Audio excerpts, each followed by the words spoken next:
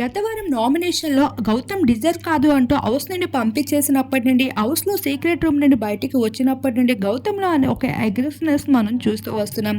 అయితే వచ్చి రాగానే అశ్వథ్ ధావన్ డైలాగ్ కొట్టడమే కాదు, శివన్న నాది కామెడీ కాదంటున్నావు, ప్యాంట్ వేసుకొని నీది కామెడీయా అంటూ ఇవ్వాల్సిన పంచ్ డైలాగ్స్ అన్నీ ఇస్తూ వచ్చేశారు. ఇకపోతే కెప్టెన్సీ కంటెండెడ్ టాస్క్‌లో సైతం గౌతమ్‌లో ఫుల్ ఫైర్ కనిపిస్తూ ఉంది.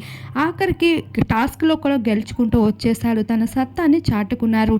ఇకపోతే మనందరం చూసినట్లయితే లేటెస్ట్ ప్రోమోలో ఇటీవల ఇంటెలిజెన్సీ క్వశ్చన్స్ అయితే అమర్దీప్ తేజ వారందరితో పోటీ పడి అయితే గౌతమ్ గెలవడం జరిగింది.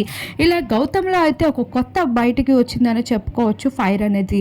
మరి గౌతమ్ ఆటపై మీ అభిప్రాయం ఏంటి? తప్పకుండా మీ అభిప్రాయాన్ని సైతం కామెంట్ చేయండి. అమర్దీప్ పై ఎంతో నెగిటివిటీ ఉన్నప్పటికీ ఈ సీజన్లో మాత్రం అమర్దీప్ ఈ ఎపిసోడ్ అనేది తనకి ఎంతో ప్లస్ పాయింట్గా మారనుంది.